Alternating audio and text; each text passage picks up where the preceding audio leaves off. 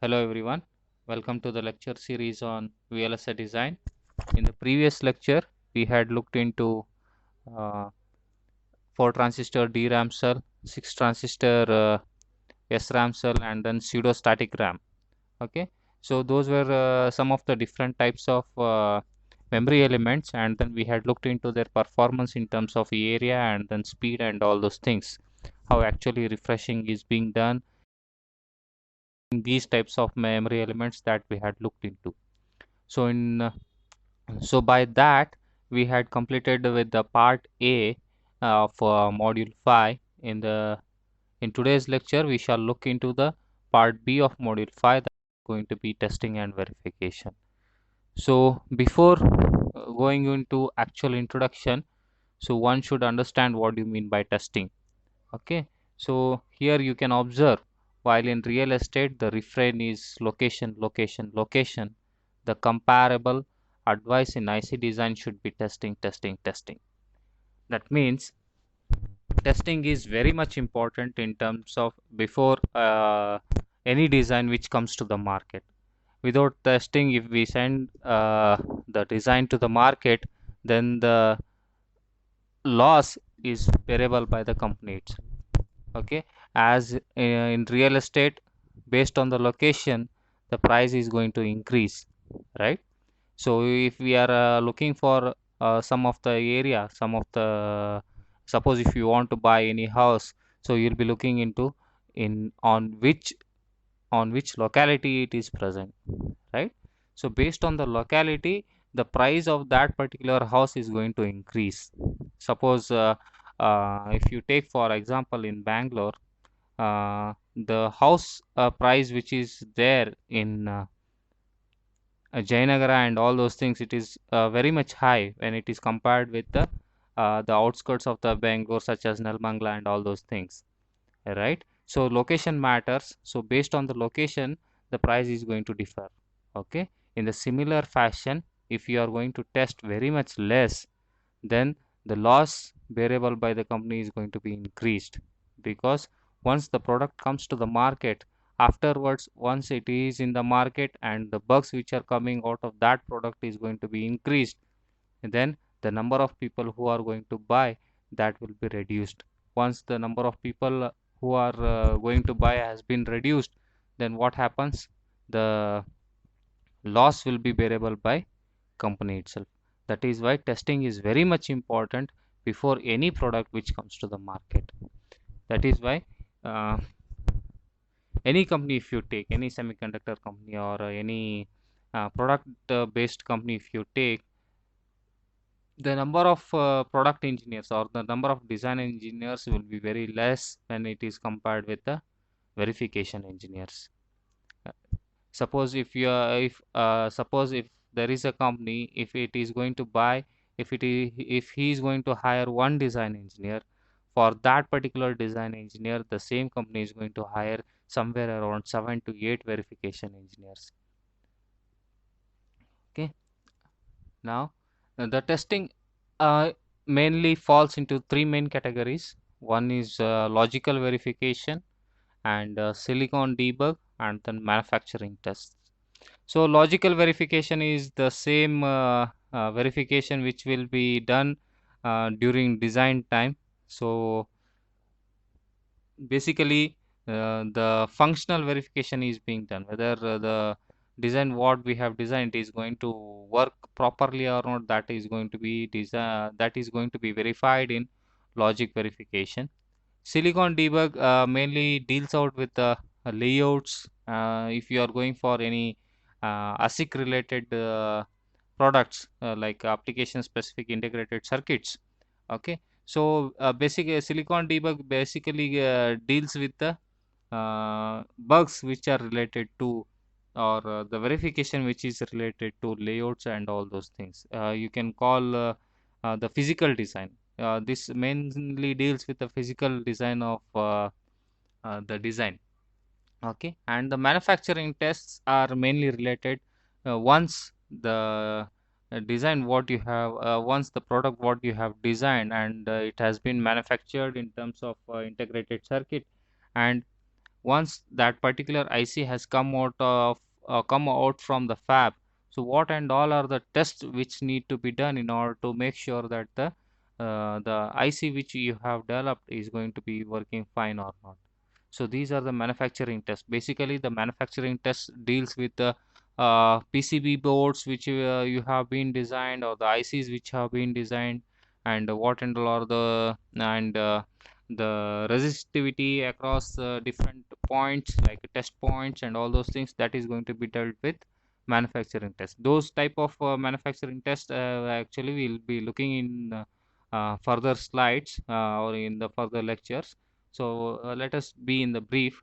Okay, so now here you can observe uh, the loss which is bearable by the company, or if any testing fails. Okay, now here if testing fails at the as you can see, there are different types of levels. As you can see, the wafer level, and then packaged chip level, board level, and then system level, and then field level.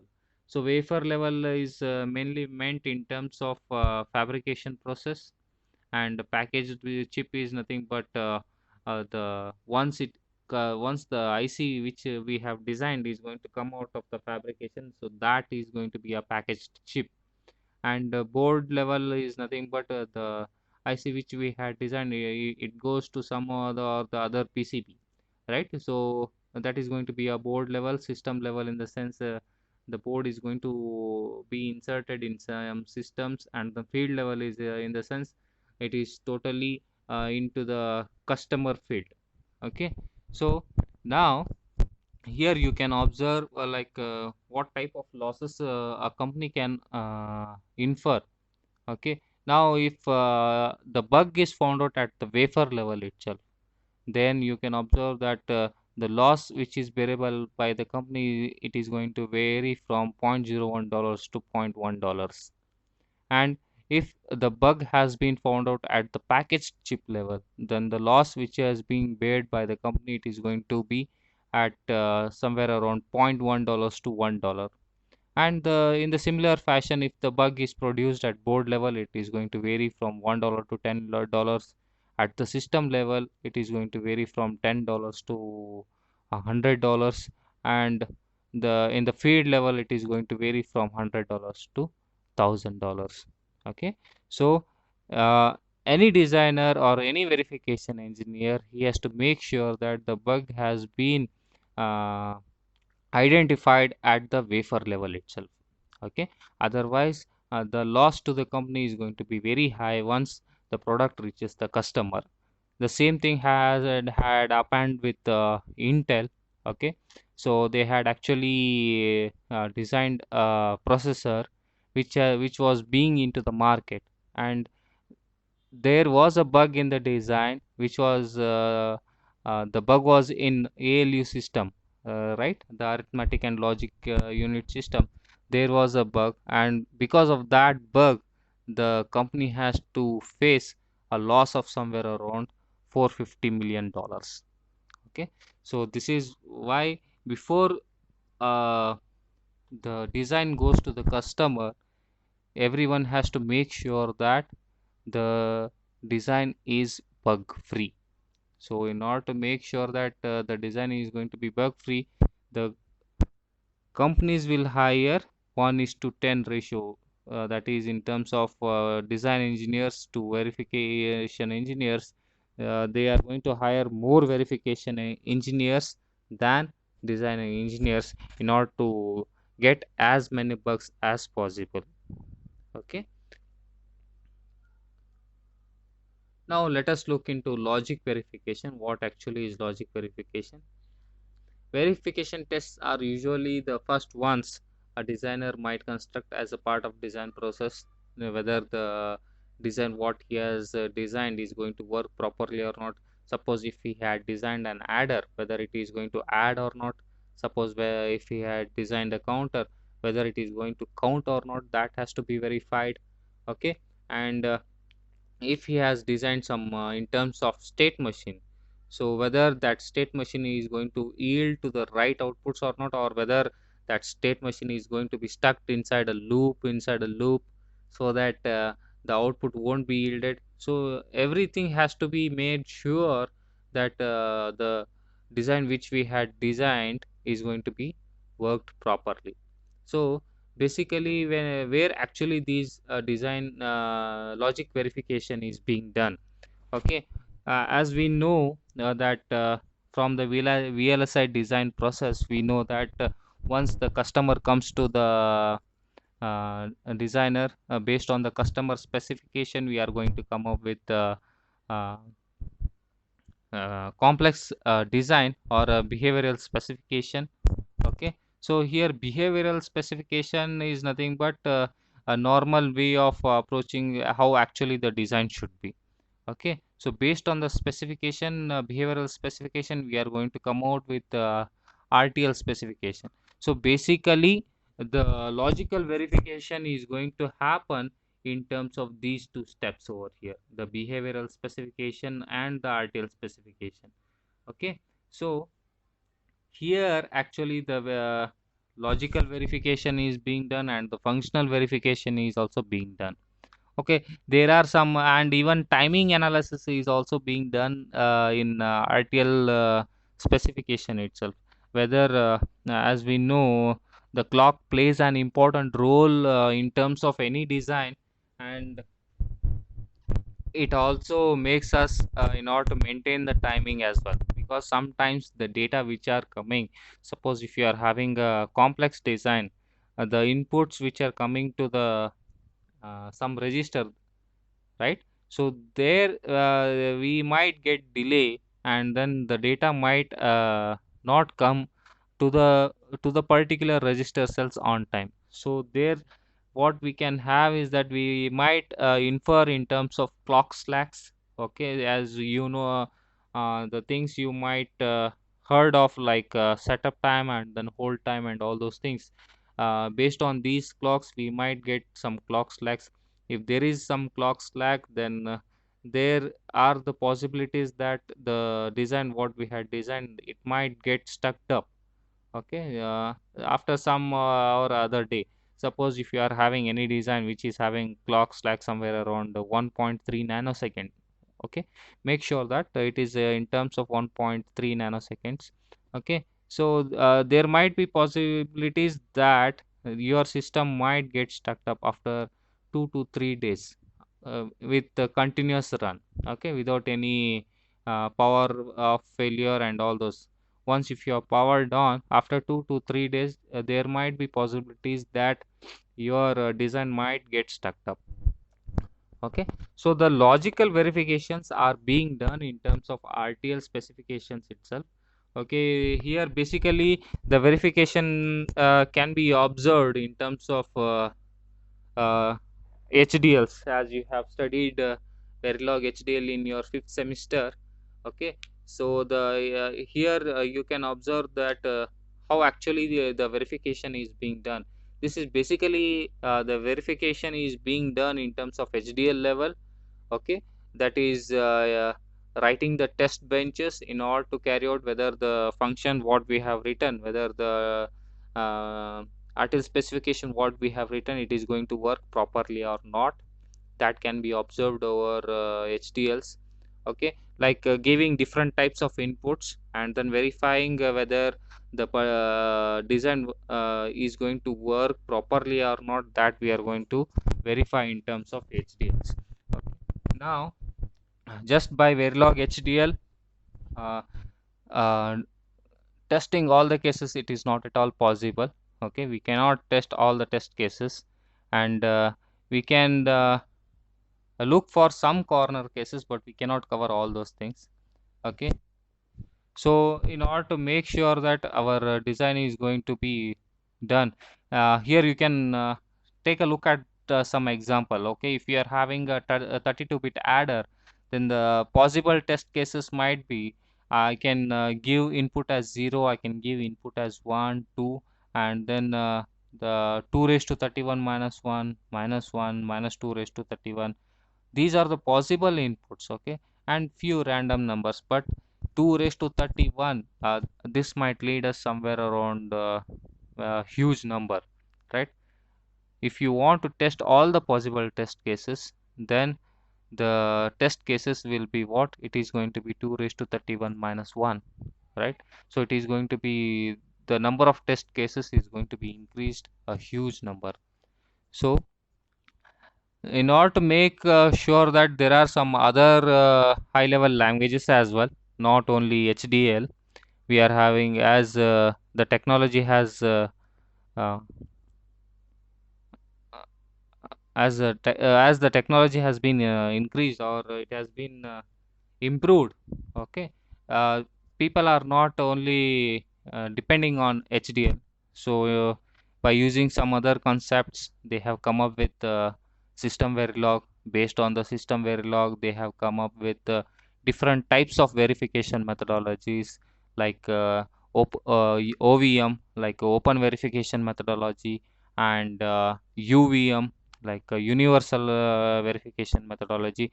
As of now, in the current market, the verification is being done on universal verification methodologies. Okay, universal, this UVM is totally dependent on system verilog, and it is a type of verification methodology. Okay, like some methods are there in order how to test the design. So based on those methods, we are going to test, we are going to drive the inputs, and then we are going to verify whether the given design is going to work properly or not. Now coming to logical verification principles, now here you can observe, like we are having an combinational logic. Okay, for this combinational logic, we are having an n bit single input, and then a proper n bit output.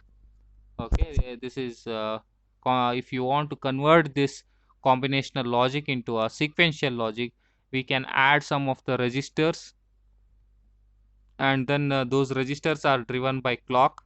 Okay, so a combination of a combinational logic and then registers, it is going to be what? It is going to be a sequential logic. Now in if you want to go in terms of sequential logic, you might find out the inputs in terms of n bits as well as m bits. Okay, so in order to test the combinational logic circuit, then we'll be having what? We'll be having 2 raised to n possible input combinations. In the similar way, if you are going in terms of testing sequential logic, you might end up with 2 raised to n plus 1 input combinations. Here you might observe, but if you think, if you want, there are no such designs that it is going to be any real time scenario designs that it is going to be in terms of only combinational logic. Most of the designs, or almost 99.99% designs which are out in the market, are all based on sequential logic. Now you can think the number of in order to test the sequential logic, you might end up with 2 raised to n plus 1 possible input combinations. Now here there is a, here let us look at an example how actually this is going to infer us. Let us take an simple LSI, that is large scale integration network. Okay, this network is having this is going to be a sequential logic. For the combinational logic inputs, there are 25 number of inputs, and then for sequential logic inputs, there are somewhere around 50 inputs.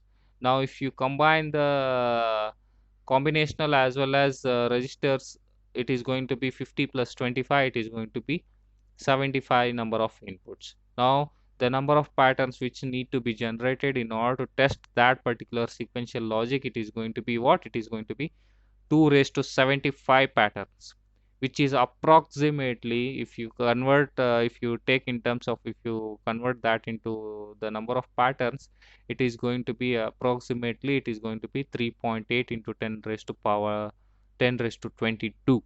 Okay, now let me take, these are the possible 3.8 into 10 raised to 22 number of patterns, input patterns. If let me consider, in order to test one pattern, okay, the time required to test one pattern, if I consider it to be 1 microsecond. Okay, let us take that the number of in order to test one pattern, it is going to be 1 microsecond. In order to test 3.8 into 10 raised to 22, considering 1 microsecond per pattern, it is going to yield us somewhere around, the test time would be somewhere around a billion years. It is going to be 10 raised to 9. Okay, so this would lead us in terms of a billion years.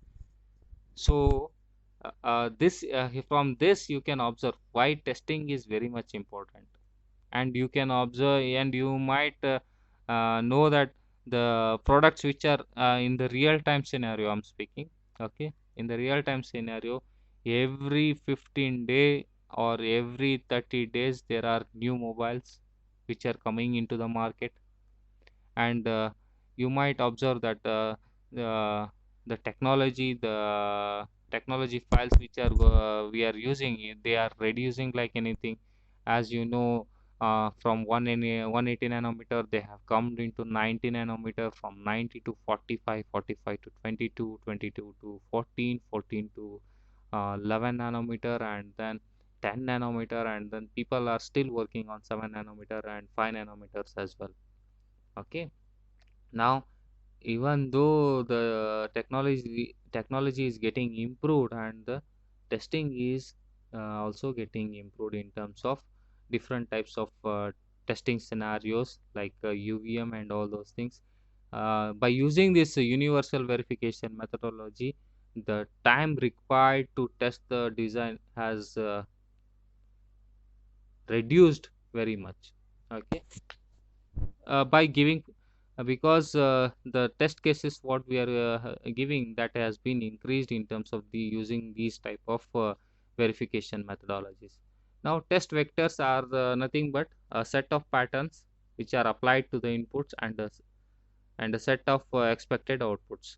Both logical verification and manufacturing tests require a good set of test vectors. The test vectors, in the sense, these are nothing but, as we have seen in the previous slide, we had looked in terms of what we had said, that number of input combinations. These number of input combinations, or the patterns what we are having, those are nothing but your test vectors.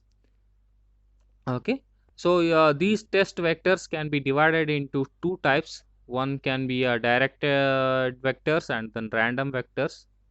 These directed vectors are nothing but these are the possible test cases which are given by the design engineer itself. Okay, so here these directed test vectors will be driven by the design engineer itself, and then he is going to verify by giving some of his inputs, whether he might be knowing that for this particular test case the design might get failed. Okay, so by giving those types of test cases, he might ensure that the design is working properly. So the test cases which are given by the design engineers, that are going to be a directed test cases, and the random vectors are nothing but these are the uh, input combinations which are generated randomly. Now if you take somewhere around let me take an example of 2 raised to 3 combination. Okay, I have 3 inputs which are 1 bit input. Okay, now if I have 3 1 bit inputs, the possible number, the if I have let me take, let me explain it in terms of this. Let me consider that I have a 3 1 bit inputs. Okay, so this will be what, if I take 2 raised to 3, it is going to yield me what, it is going to yield me 8 possible input combinations. As a design engineer, I might test for here it might vary, this particular test cases will vary from where to where, it is going to vary from 0 to 7. As a test engineer, I'll drive 0, 1, and then 2. These test cases, what I can call these as directed test vectors. And all these possible, the random vectors, in the sense what, the I can choose randomly any number, since here he has tested only 0, 1, 2, and the rest all other inputs combinations are what, it is going to be 3, 4, 5, 6, and then 7. Randomly I can test by taking the input 6, by testing this input combination 6, and then by testing this input combination 7, and then I can verify whether the design is going to be working fine or not.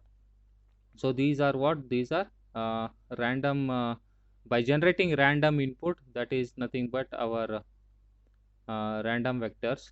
Some of the test cases, these are quite common test cases. Okay, by giving all inputs, here you can observe this is going to be a 32-bit input. Okay, uh, here you can observe that by giving all input combinations to be 0, and then by giving all input combinations to be ones, and then by checking whether the LSB is working properly or not, and by checking MSB is going to work properly or not, and by giving alternate zeros and ones, and by giving alternating ones and zeros and some random value. Okay, so these are some of the normal test cases which are being executed every time when you are going to check. But here we cannot cover all the possible combinations, but a good design is being verified thoroughly, in the sense that all the possible combinations have been driven as an input to that particular design, and then the output is being verified properly. So we can call that particular design as well verified design.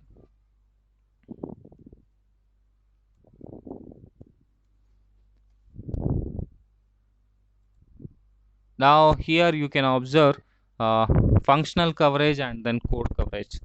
This functional coverage and then code coverage, this basically these are the two terms where you'll be studying when you come across the system verilog and then UVM methodologies.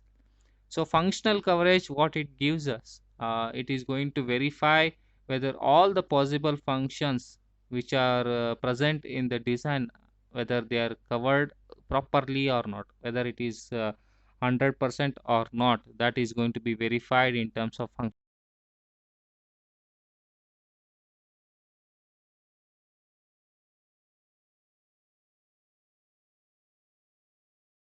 Those lines of code what you have written in terms of design, whether it all those lines have been hit or not, that is going to be verified. Suppose let me take a simple example over here.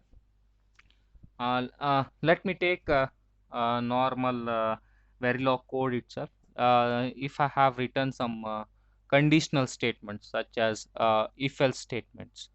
Okay, so if I had written if-else statement, so let me explain with the proper this thing. So let me take, I have let me consider. Okay, suppose let me take, I have an if-else statement over here. Okay, if some condition, okay, if some condition, okay, for this condition I have certain lines of code over here, and then I will be having what, will be having an else part, and then again will be having certain lines of code. Okay, now if this particular condition is true, only then these set of lines will be covered. Okay, then otherwise only these set of lines will be covered. Okay, if I have driven only one set of combination where this condition is not going to be true, then these particular set of lines are going to be covered. Then for this particular combination what I am having, this particular set of code what I am having over here, the code coverage will be what, it is going to be 50%, right? Because I have driven only one set of input, and for even for that particular set of input the condition has been failed, and the else part is being executed. When these else part is being executed, only these lines have been hit. Okay, and these lines have been not hit, then the code coverage will be what, it is going to be 50%. And even functional coverage also, the functional coverage you can observe that since only these lines have been executed without being these lines, even the functional coverage might be what, it is going to be 50%.